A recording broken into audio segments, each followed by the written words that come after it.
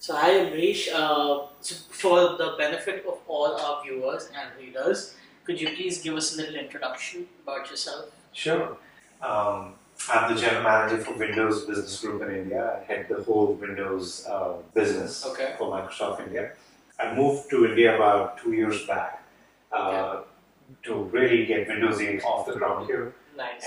And I'm excited about today because today we are launching Windows 8.1, which is a really big moment for us.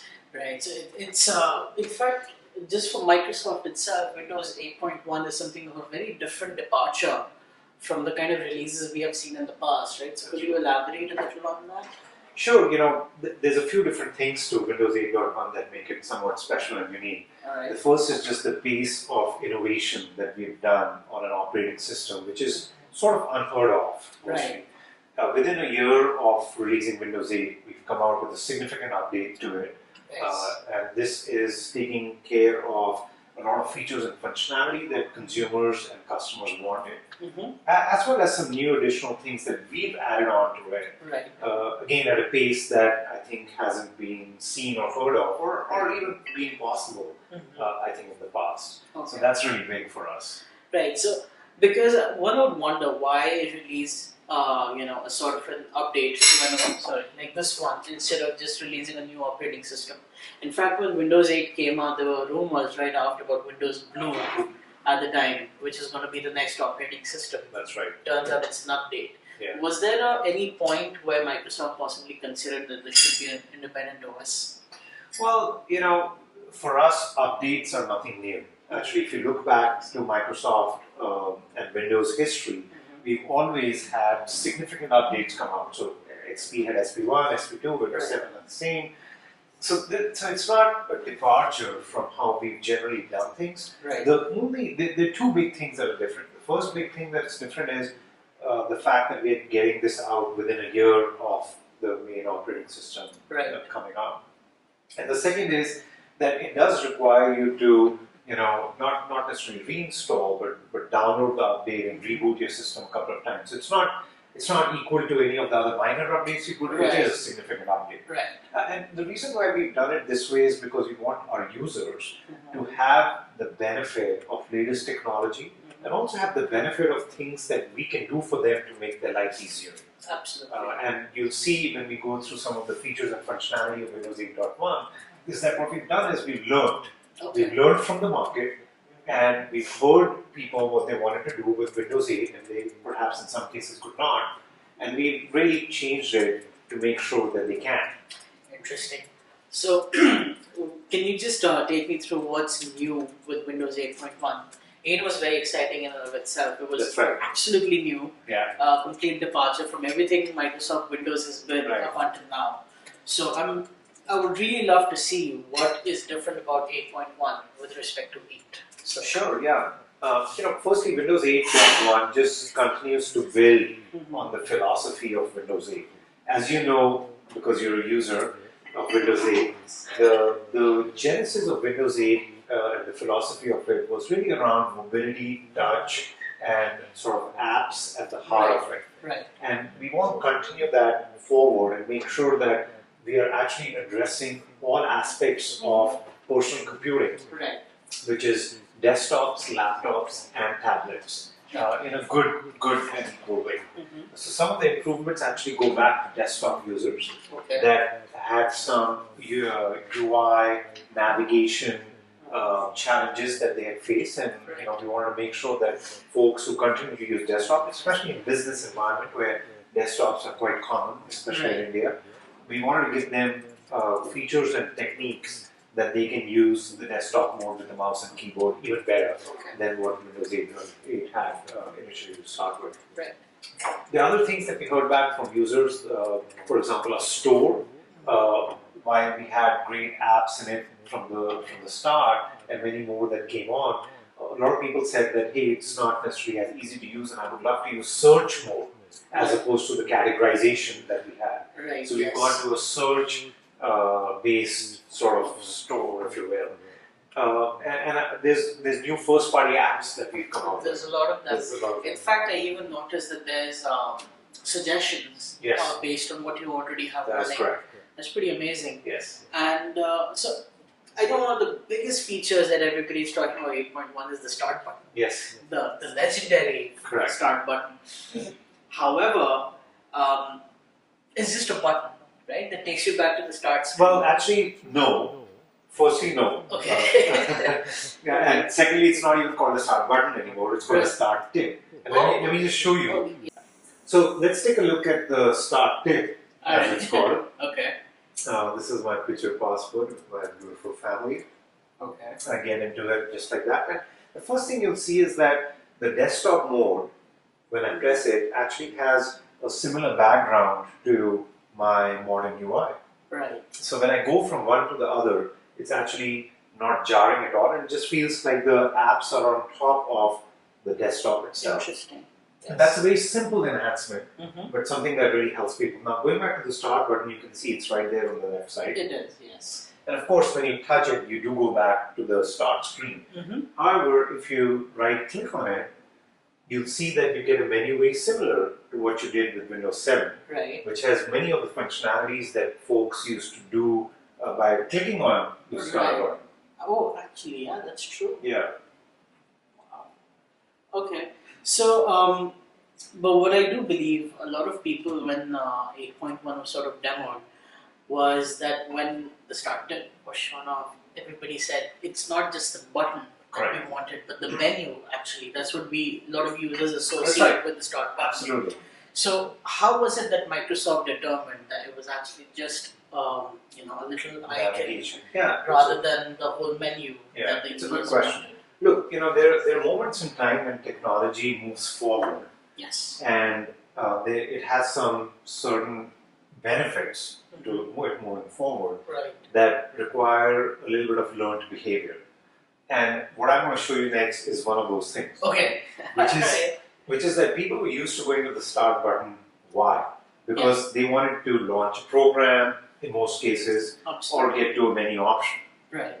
Well, with Windows 8 and certainly in 8.1, we made doing that so simple that we actually got rid of the start button. That was the reason why That we was got the rid of reason. it. Absolutely. But we didn't really talk too much about it because we thought people would find out on their own. Turns out that that's not the case, so I'm going to show you. So, look, if you're with a mouse and keyboard, you could just type right now. Yes. But since you're on a tablet, I'm going to go and pick up search, and I'm just going to say Word.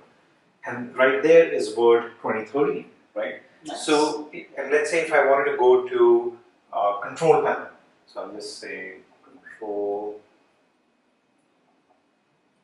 Panel, and it's right there. And I click on it, and you go to Control Panel. So the point is, and like I said, if I had a keyboard, I would just type it. I don't even have to drag out the search channel. I Right. would just type it, and it would do that. Absolutely. So anything that you went to the Start button for, Mhm. if you just type and more, if you just type on the home screen, Mhm. you just get that as the first option. Nice. And any program can actually be pinned to the start screen. It's not. Absolutely, you can pin. But the feature that I showed you is not about any program that is pinned to the start screen. Oh, okay. Yeah. So It let's take searches an your- example. Let's say you want to change the display language of this device. Okay. That's a pretty complicated setting. You would go to Right. control panel, display, language, region, and Right. then settings, right? Yes. So you say language, region and language settings, switch input language. So I can go that deep into my operating system right now from right there to get to any of those menu options. So anything that's on your device, just go there, type it, it's right there. Wow. So it's sort of like the run menu, the search menu combined, but on steroids. Exactly, kind of like that. Yeah. That's pretty impressive. I've actually always wanted, with 8, that was my biggest concern. I would type, but the search results, they would kind of get grouped together in Right. different order, but Yeah, that's right. So with what I this- showed you is, you can actually search everywhere. Exactly. Or you can look at settings, file, web images, web videos, Right. and that sort of does that. But not only that, let's take a look at how search has improved Alright. with Windows 8.1. Okay. Let's take a movie star who's Bruce Willis. Bruce Willis. Now, when you see the search results come up, you see that this is a dramatically different outcome to any search you would have seen ever before. Okay. And you can see it pulls up stuff from Wikipedia, it's giving you movies, it's giving you pictures, it's giving you all the links that you would have seen on a regular web search as well. But the point is that most people, the first screen pretty much gives them whatever they wanted. Right. And it's, not only that, but you can click on any of these movies, it'll take you to Xbox Video and you can start watching it. Oh wow. So of course, if you have a subscription. Of course, of course, if we have a subscription. So, that's, and YouTube and other things as well. Right. And just to complete this example, let's say, I was having sushi a little while back, and I was looking at what does maki mean. And if you just enter it, so it of course gives you the search results that you would have wanted, but look, it's also pulling up documents that have the word maki in it. Oh, okay. Yeah. So it still continues to do a search on your system. It is. It's a full search across the system, and it actually takes care of not only the files, right, not only the web search, but also the apps.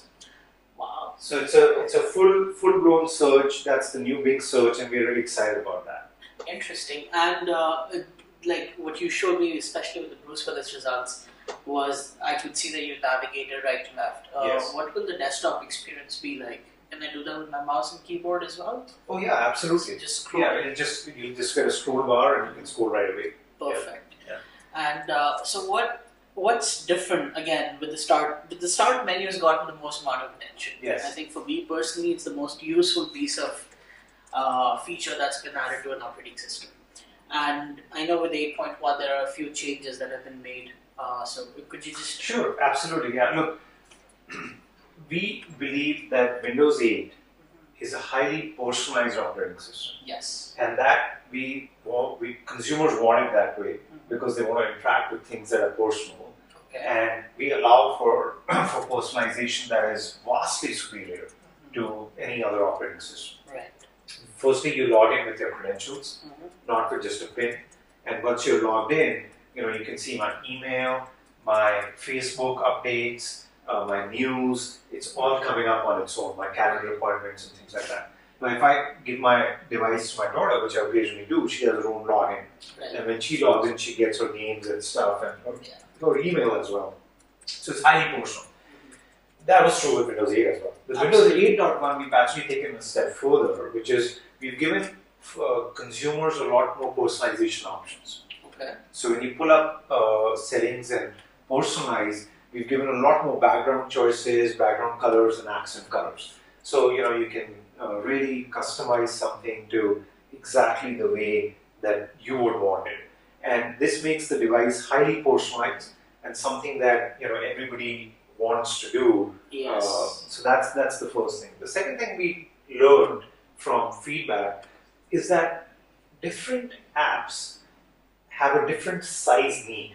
Okay. So for example, the mail app, as you can see here, there's no point of me knowing that I have 3 emails versus if one of those 3 happen to be from a boss telling me to get something done, right. and I would, it would be useful for me to know that. Absolutely. So what we've done with the mail app in this setting is that you can actually see which emails are coming in, and you can see the subject and the first line of the email. So it gives you a pretty good sense of what the email is about, and if you want to answer it or not. Now, on the other hand, we had certain other apps like, say, IE or the store that all we really needed people to do was just click and open it. Right? So the size of that could be much smaller.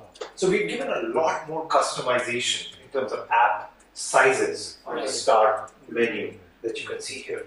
The other thing we've done is we just by a simple swipe you can get to all apps. Nice. Yeah, and you can sort them by name, date installed, most used, or by category. So very simple ways of knowing what's on the device. Oh, there's a most used option as well. There's a most used option as well. Yes. Okay. Yeah. So this is just simple swipe, just like that. We've also changed the way people organize things and made it a lot simpler. So you can't move apps by mistake anymore. So how do you move apps? You just hold it and then you go into this gray kind of screen. Okay. And now you can select multiple apps and move them at the same time, which is something that was not there earlier devices with Windows 8. So just some simple ways that you can do things that is easier with Windows 8.1. The other big area of improvement is really around the UI and how you have 2 or 3 different apps working together for you. Okay. Okay. So for example, the new Mail app. that's a great way that we've made enhancements. So what you're looking at is really, my Hotmail here. Okay.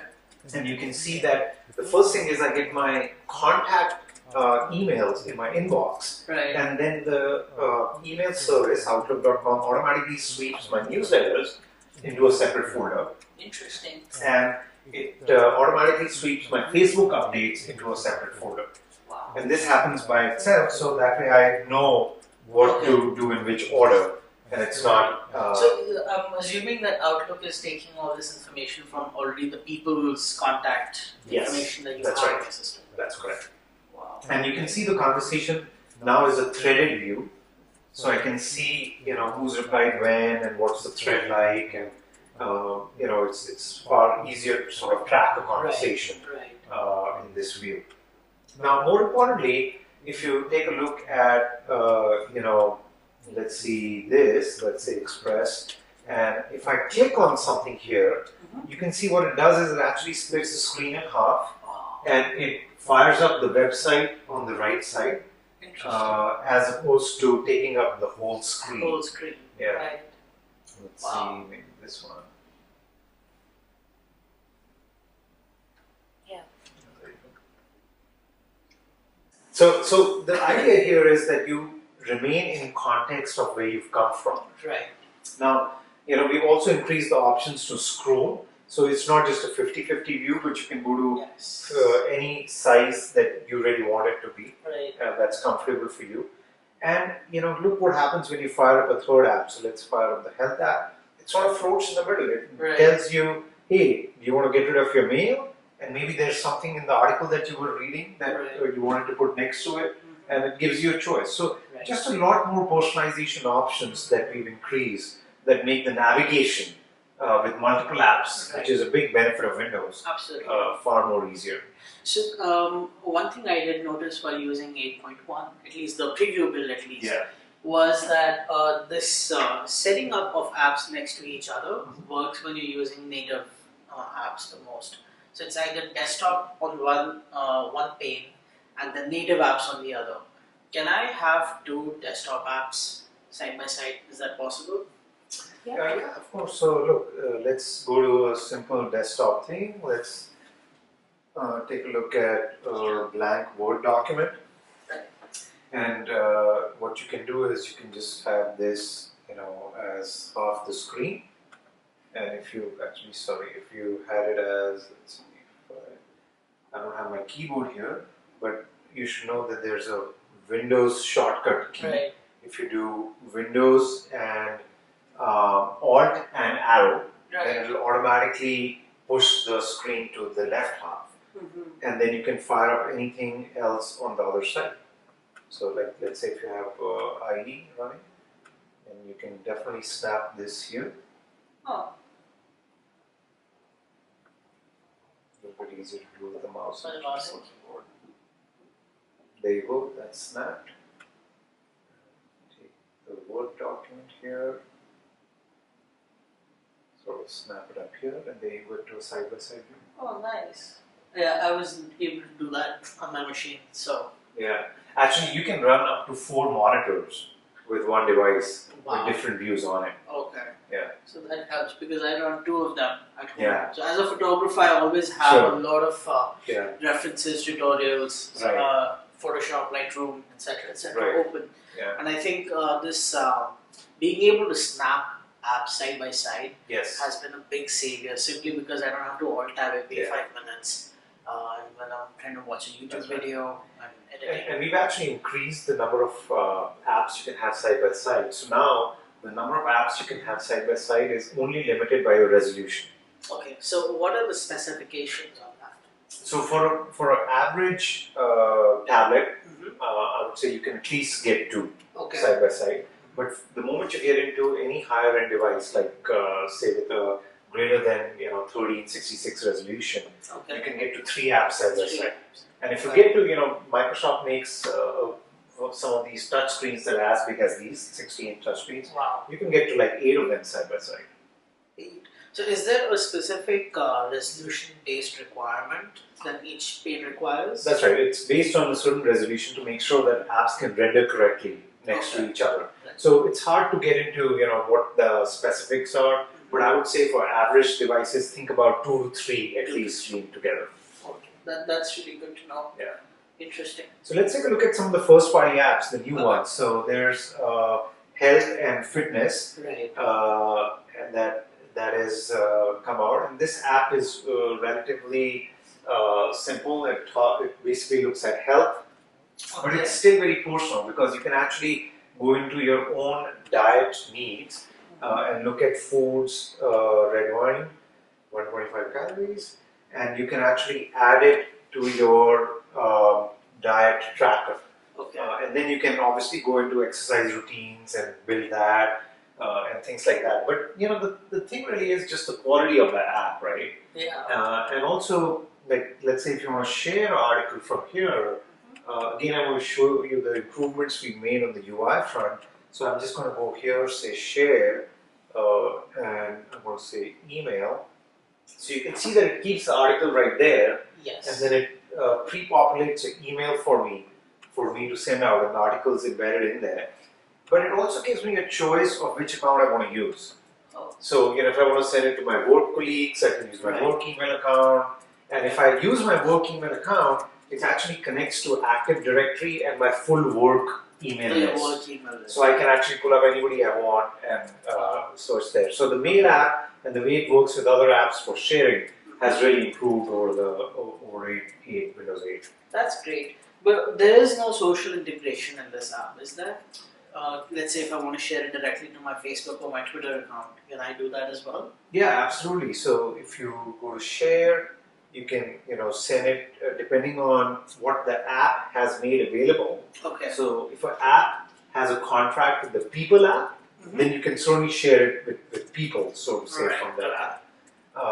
It really is an app and a developer opportunity to make use of the sharing contracts. Okay. Obviously, the simplest one is email, right. But you can absolutely make use of people sharing as well.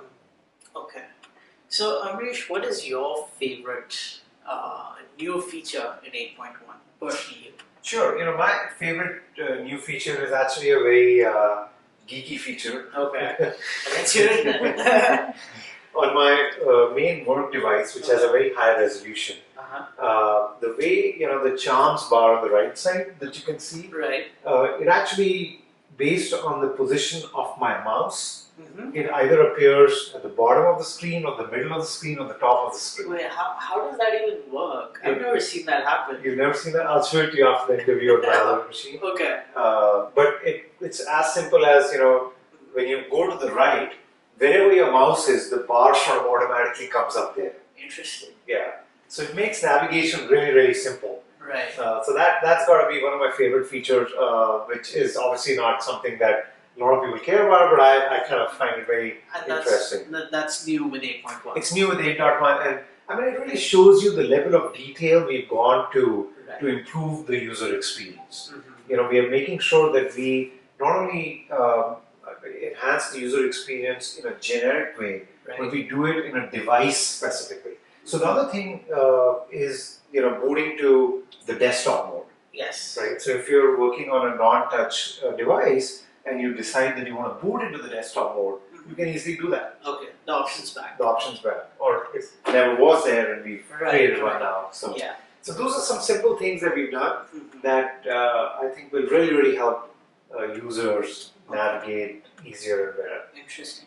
So, since a lot of the users are still going to be sticking to the desktop mode, be it enterprise users or be it average people at home, in terms of, so for them, what's new that 8.1 is sort of bringing to the table?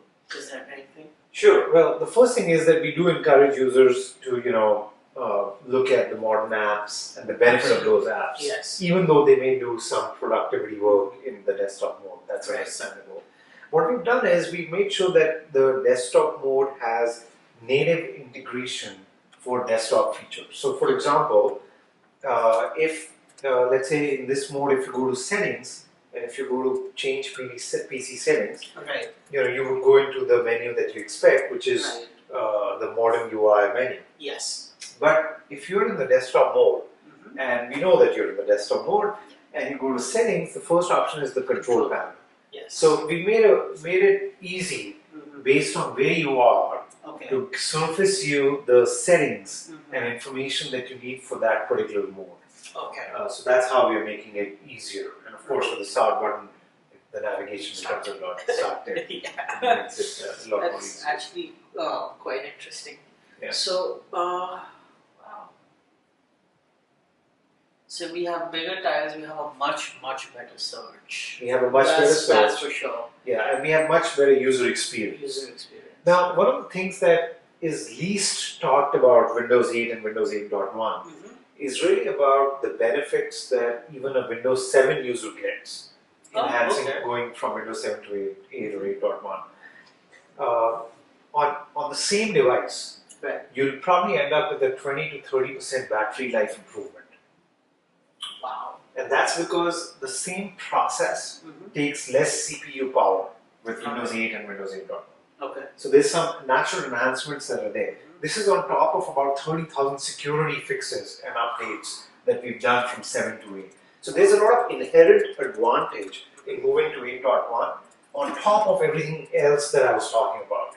That are just under the hood type enhancements that we've done. So just if I don't know if you'll actually be able to tell me about this, but how has Microsoft managed to make Windows 8 run better on existing hardware when compared to Windows 7, despite putting in place so many fixes, as you said? Well, that is just the magic of software. Wow. It is. I mean, look, we have an operating system and we have great engineers, and our job is to make it better, and that's what we've done. We've made it better. It runs smoother, faster. You've been using it for a while. Like blue screens are a thing of past. So it's a very stable, secure system. Now let's talk about IE, because we didn't spend much time on it. What we've done with IE is obviously we've developed IE 11, which comes with Windows 8.1. Yes. One of the things that we've heard especially from commercial customers, is compatibility. Okay. And with IE, what we've done is we've actually introduced something called developer tools that allow you to emulate a different IE browser. So you can choose which actually platform you're running on, even a IE Xbox 360 browser if you wanted to, and just by a click of a button, your website will get rendered in that version of IE. So it's sort of like compatibility mode. It's sort of like compatibility mode, but it gives you it gives you the settings in your hands. Yeah. So if you have a app that runs on IE6 and IE6 alone, there's no reason not to upgrade and get benefits of the operating system, because you can actually go back and run it in this mode if you wanted to. And have you come across any problems? So sometimes in compatibility mode, a few things don't run quite as well. So with IE, have you encountered anything so far that's been problematic? I don't believe so. I mean, there are times when IE will automatically default to compatibility settings if it detects something like that. Okay. So I think with compatibility mode being there, I think you're well covered.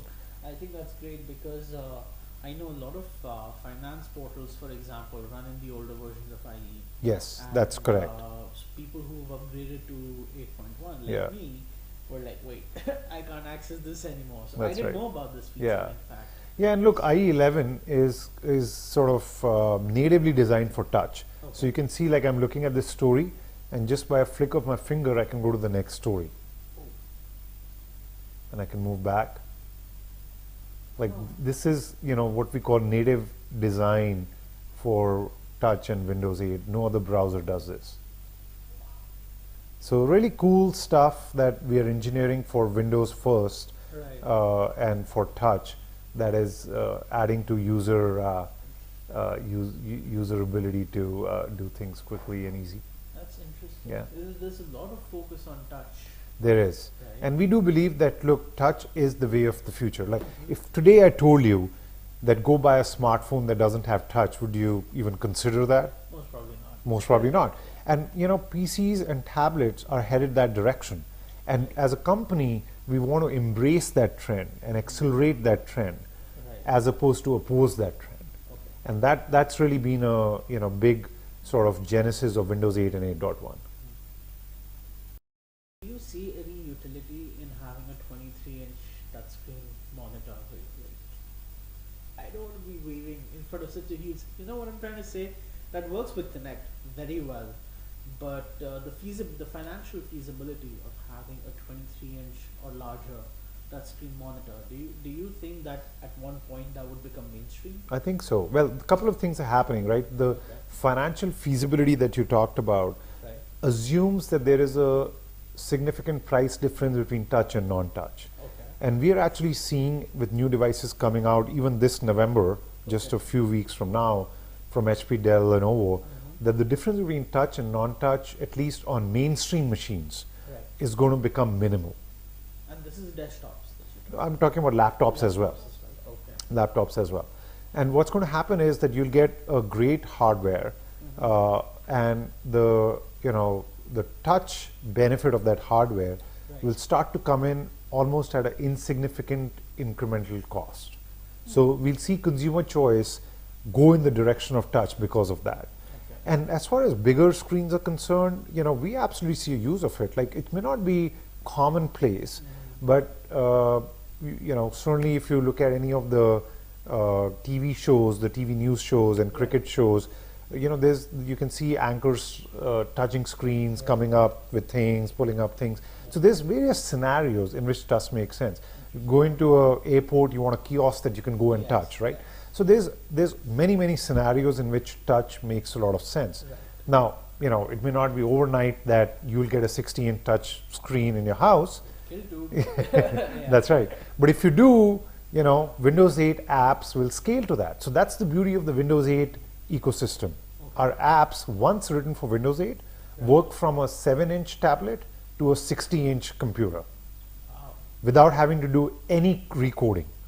So that's I believe that would be one of the requirements while creating the app. Absolutely. Be scalable. That's right. Well, it's not so much of a requirement, but it's the SDK and the way the app is written that enables that by itself, and the way the operating system sort of renders it.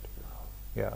So that's a big advantage, which is, we believe that the future is a 3-screen future: phone, tablet, PC, and your TV screen. Actually, 4 screens in that sense. And we want our apps and our platform to be a common user interface and user login across those interfaces. So now that you say that you want the 4 devices to work sort of seamlessly, let's talk about Xbox and Windows. Yes. When I'm sitting on my PC, there's very little happening on my Xbox, and vice versa. How do you see that gap being bridged, for example? Absolutely. Look, there's 2 things that we are doing to it. One is we are making it far more easier for you to project from your device to your television. Yes. And we are coming up with technologies where you can just insert a simple USB stick and you get a peer-to-peer network set up between your tablet and your TV, and you can project anything from your tablet to your TV. Yes. So that's one. But the other is Xbox Glass, right? Smart Glass, through which we are able to actually give you richer information about what you're doing on your Xbox, on your tablet. And that is really where the benefit of 2 devices together start to show up. Or the fact that you can stop a movie on your tablet and pick it up on your Xbox. Those kind of things. Another thing that we're doing from a integration standpoint is really around making sure that the content that you have, say on Xbox, is available across devices. And the games that are available are also available across devices. So I believe that has something to do with the unification of the store. Well, that's part of it. It's not predicated on it, but certainly, that is a direction that we are headed towards. Because I do know that a lot of users, when Spartan Assault, for example, came out, a lot of people were upset that if they bought it for the Windows Phone, they had to buy it again for the tablet. That's right. Right. So will that be done away with? I think that is the direction we are headed in. Right. It's not something that we are doing with 8.1 right now. What has been the adoption rate? A lot of analysts have said that 8 was picked up much slower than Windows 7 across the world. Have you seen a similar trend in India, or has it been different? If you can just. Well, firstly, I would say that I don't know where exactly the analysts get their numbers from, but the numbers that we look at, and we obviously track activations with Windows 8, and we know sales of Windows 7. The last number that we had declared was 100 million units, or licenses rather, in May of this year. Okay. And that was very similar to what Windows 7 had for the same lifespan. So we don't necessarily see Windows 8 being any lower in terms of adoption in that sense from Windows 7 itself. I do think that there is, because of the depth of change and the amount of change that has happened with Windows 8. Right. We've changed from everything from the chipset to the user interface to store to currency to two different creation and consumption environments. So there is a lot of change, and I think that change is what people talk about, and sometimes they talk about it positively, sometimes they talk about it negatively. That leads to the sort of confusion in the marketplace that, hey, maybe it's not for me. Right. And I think with 8.1 we want to reaffirm to both sides of the fence, and by both I mean folks that are highly mobile, Right. and using tablets, to folks that are sitting on their desk and just doing creation, that 8.1 works equally for both of you. Okay. And that's really what we want to come with. And our approach to the operating system market is really this notion of and. Okay. Work and play, mouse, keyboard, and touch. It's not an or, Right. right? It's an and. Right. So just because you have a store with apps shouldn't mean that you can't get the desktop mode. So that's another and. Right. So a lot of ands. That's how we want to work on this. Okay. So just a few India-specific Sure. questions. How has the adoption been in India? Have you seen a very large spike? Because India generally is one of those countries where people tend to adopt newer technologies a lot faster just to try it out. Sure. So Yeah, look, Windows adoption first and foremost is dependent on PC and tablet sales. right. That's how most people, use Windows 8 and get Windows 8. And the PC market certainly globally has been, in a little bit of a decline. In India, I think we've been lucky in that sense that the market hasn't really declined significantly Okay. over the last year or two. It's been relatively stable in that sense. And almost every device that is being sold today is sold with Windows 8 on it. Absolutely. So in that sense, I would say consumer adoption has been great. There is nobody who's walking into a store and saying, "Give me a Windows 7 device." Let's put it that way. So, That's true. yeah, and I do think that with the enhancements with 8.1, whatever feedback we had and some of the areas that consumers wanted us to do better, Yeah. we've certainly addressed those as well. Okay.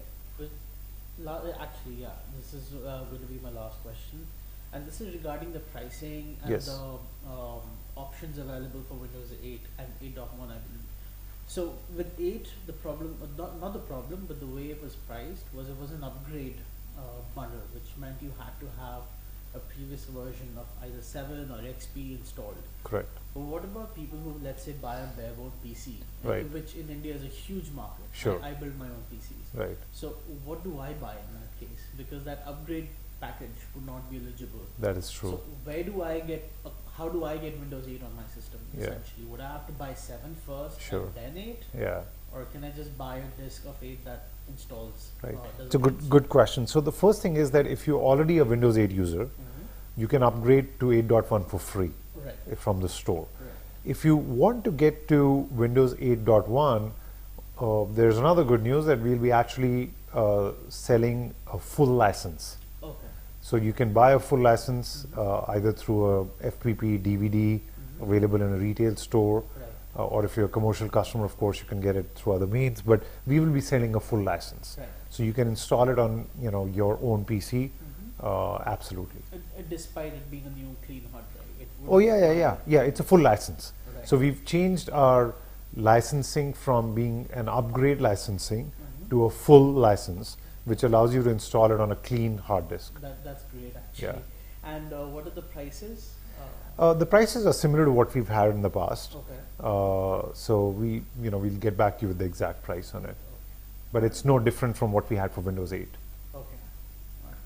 Well, I actually don't know the full license price of Windows 8 because it's been so difficult to track somebody who could Who could give me say, the- give yeah. it to you? Because in the US, I believe there's a System Builder edition, which Yes. is about $99, I guess. But in India, to find that copy was very difficult. So I believe even on the Microsoft site. Yeah, well, there is so just to be a little bit more specific, in India also we do have a commercial system builder license Oh, okay. that is available to system builders. The license is generally sold in a pack of 3 or 5 units. Okay. So it's not something that we expect, individuals to buy. It's more for, That probably makes sense. yeah, somebody who does business. And those the price of the license is generally in the neighborhood of $150 to $170, Okay. something in that zone. Okay. That is available. And then the retail pricing will probably be around 10,000 rupees roughly for if you have to just buy one license, One for license. example. Okay. All right. Thank you so much. You're This welcome. has been greatly enlightening, and I'm actually very excited to install the final build of my PC. Sure. And where can I get it? You can get it on the Windows store. Okay. So starting 4:30 p.m. on 17th of October, Okay. the bits will be available there, and you can just go and download them. So it's just a download. It's just a download. That's pretty Yeah, awesome. yeah. Thank you so much. All right. Anish. This Thanks has so been much for really coming great. in. Yes. Thank you so much. You're welcome.